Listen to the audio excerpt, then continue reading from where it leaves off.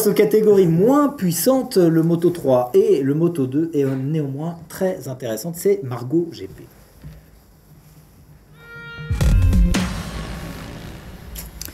Margot, la traditionnelle question de début de chronique. On commence par quelle catégorie? Je vous laisse deviner. Ouais, allez, Moto 3, c'est parti.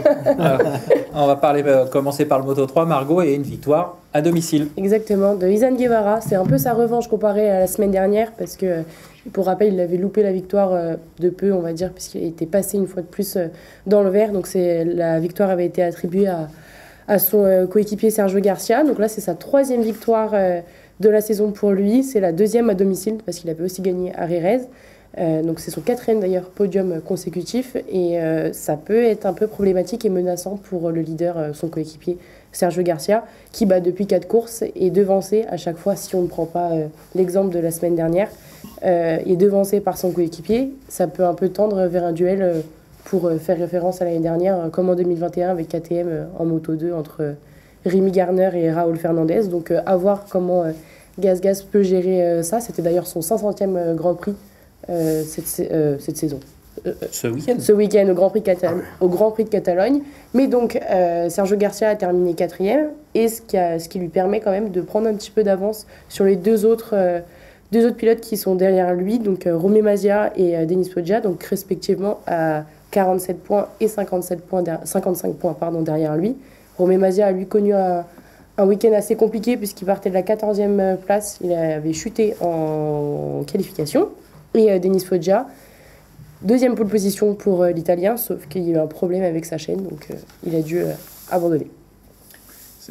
Juste pour rebondir, effectivement, comme tu dis, entre le conflit qu'il y a en interne chez GazGaz, parce que Sergio Garcia devait éventuellement monter en Moto 2, mais il n'y avait pas de place chez Aspar en Moto 2, et du coup, si Guevara commence à prendre du galon, est-ce que c'est lui qui va pas monter en Moto 2 Ce sera peut-être celui qui sera titré. Ouais, mais voilà, c'est quand même intéressant. Effectivement, ça peut mettre un peu de tension chez GazGaz.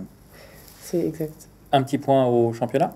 Non, l'écart qui se réduit à 16 points, c'est ça? C'est ça, entre Sergio Garcia et Izan Guevara, entre les deux. Et puis une nouvelle tête qui pointe son nez derrière. Exactement, David Munoz, dont je vous avais parlé la semaine dernière, donc, qui faisait ses débuts, puisqu'il venait d'avoir l'âge minimal. Et donc là, 2e course, il termine 2e, donc c'est une bonne performance. Donc sur la ligne avec Tatsuki Suzuki qui était assez déçu, ça se sentait sur le podium, il n'était pas très souriant. Donc David Munoz partait de la 20e place et il fait un bond au classement des rookies parce qu'il a 25 points maintenant, il est 3e dans ce classement-là. Et la petite info, la petite stat, c'est que c'est le 3e plus jeune pilote à monter sur un podium en Moto 3. À voir si ça lance sa carrière ou pas, mais on a déjà vu d'autres... Devant lui, c'est Fabio Quartararo ou, j'ai oublié le premier, Chanonchu. Après, Chanonchu, on voit que maintenant, il fait de belles choses, mais en super sport. Et Fabio, voilà. Un mot sur notre Français, Lorenzo Felon. Oui, week-end compliqué pour cette fin de week-end, parce que Lorenzo Felon avait fait de bons essais, il avait un bon rythme, il est directement passé en Q2, 4e sur la ligne. On a même cru que c'était une première ligne au début, mais donc comme il le dit souvent, il a un manque d'agressivité au début, donc il a perdu des places dans les débuts de cette course. Et en plus de ça, il y a eu une crevaison assez lente à partir du 8e tour, donc il a encore plus rétrogradé. Et en plus de ça, il a été pénalisé d'un long lap, mais il l'a pas fait ou il ne l'a pas fait correctement. On ne sait pas trop le fin mot de l'histoire. Et il a écopé de 3 secondes de pénalité, ce qui l'amène à la 20e place. Et d'ailleurs, Ricardo Rossi, son coéquipier, a aussi écopé pour les mêmes raisons de 3 secondes de pénalité. Et la petite info aussi sur laquelle je voulais revenir du week-end, c'est qu'au Grand Prix d'Aragon, normalement, on devrait avoir 2 femmes qui devraient prendre le départ de la course, parce que c'est Maria Herrera, donc pilote Moto E actuellement, qui va avoir une wildcard, donc en septembre prochain. Et en plus, c'est un équipage 100% féminin, donc mécano, ingénieur, team manager. Donc c'est avec le team Angelus MTA Racing, donc qui fait rouler actuellement Ivan Ortola et Stefano Nepa. Et donc pour la petite histoire, Angelus Women Sport Management, c'est une entreprise qui est en partenariat avec ce team-là et qui suit les femmes en moto, donc pas que les pilotes, mais qui les amène dans les championnats Doc, 2 femmes sur une grille de départ. Bah, à l'époque, Oui. Maria Herrera, Anna Et Carrasco. Carrasco, qui était en Moto 3 déjà. Ouais, qui était en Moto 3. Après, oui, il y en a eu quelques-unes, trop peu, bien évidemment. Mais ouais, c'est surtout dans les petites catégories. Ouais. En catégorie reine, il y a eu Gina Bovard en 500 à l'époque, qui a dû faire quelques courses, je sais plus combien. Après, oui, ça reste dans les petites catégories. On se souvient aussi de je me rappelle plus, Higata. On se souvient aussi de Tarurine. Enfin, voilà, donc il y a eu pas mal de pilotes féminines. Alors, Poxen, comment elle Katia Poxen en Katia 200 Poxen. Ouais, Katia. en 2,5. Ça va, Ouais, il y en a eu il suit quelques- Michel, il s'est pas endormi dans son réveil. Non, après, du Alors, côté, il y en a qui s'endorment pas non plus, c'est nos internautes là. On a une petite question de Rollerman qui demande des nouvelles de Sasaki.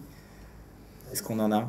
bah écoute, je sais pas, à part le fait qu'il se soit cassé les 2 clavicules en Ouais, on Mugello. n'a pas de nouvelles. Non, il a été récentes. remplacé. Il a été remplacé ce week-end. Après, je sais pas. J'ai pas de nouvelles. On va se renseigner et on vous donnera les réponses sur les. Ah, il y a Michel qui veut intervenir. Ouais, non, mais tu parlais des internautes qui nous suivent. Là, j'ai Ah, on saura ça. C'est Faut dommage. pas jouer avec ton téléphone, Michel. Surtout quand tu es en partage de connexion. Je vais juste j'ai vu rajouter. aussi en commentaire les pilotes de moto européenne. Ah, vas-y, On n'a pas compris la question. on a perdu la question. Alors, ça a coupé, répète. Je disais que la malédiction dont tu parlais des vainqueurs qui ne terminent pas la course suivante, elle ne concerne visiblement que les pilotes de machines européennes. Effectivement, bien vu. Bien vu. Bien sûr. Enfin, c'est pas moi, hein, c'est un internaute qui nous suit, qui a posté ce message que j'ai lu tout à l'heure. On croise les doigts alors.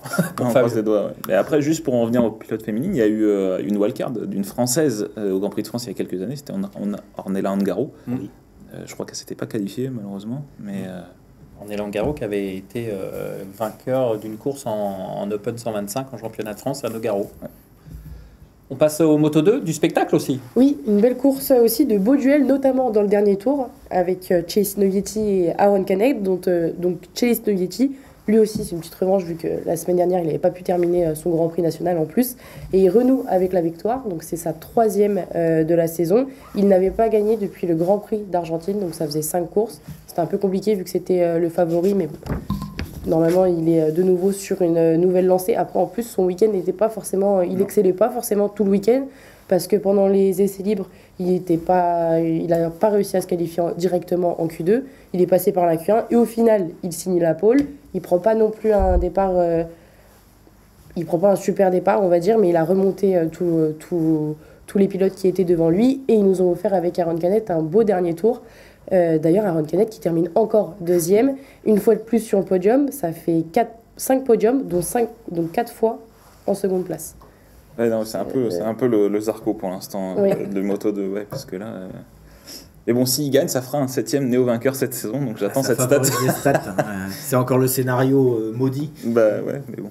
Bah, ce serait bien pour lui parce qu'à chaque fois, il passe à rien oui, il de la passe à victoire rien. et il le mérite quand même, quoi. Ouais, il s'est fait un peu chahuter en plus dans le dernier virage, virage 10, je crois. Mm. Il passe un peu. Côté américain, c'est pas la fête. Hein. Non, parce que Joe Par contre, il faudra que tu nous expliques pourquoi à chaque fois tu viens sur Joey Roberts et... Non. Mais non, mais Ah. il était leader.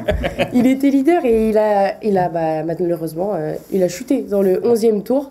Il est dans le 5e virage, là où Fabio a posé l'épaule. Et c'est dommage, oui, parce qu'il était il avait fait encore une très bonne qualif. Il avait fait un très bon départ aussi. Mais c'était une petite erreur, mais c'est aussi les Avec conditions de une grosse piste. conséquence. C'est ça. Augusto Fernandez sur le podium. Exactement, et donc ça peut le rassurer aussi parce que il complète ce podium, sachant que Pedro Acosta la semaine dernière a signé sa toute première victoire. Donc pour lui, ça peut de voir aussi son coéquipier performer. Bon là, c'était un peu compliqué ce week-end pour Pedro Acosta, mais ça le rassure, je pense. Un petit point au championnat pour finir. Oui.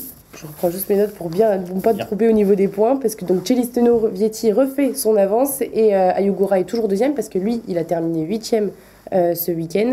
Et derrière, Aaron Canet continue de s'accrocher avec 24 points d'écart sur l'Italien. Et la petite note aussi, c'est que Sam Lowe n'a pas marqué de points depuis 6 Grands Prix. Si on compte le Grand Prix de France où il n'a pas pu prendre le départ parce qu'il était blessé, mais il a encore chuté.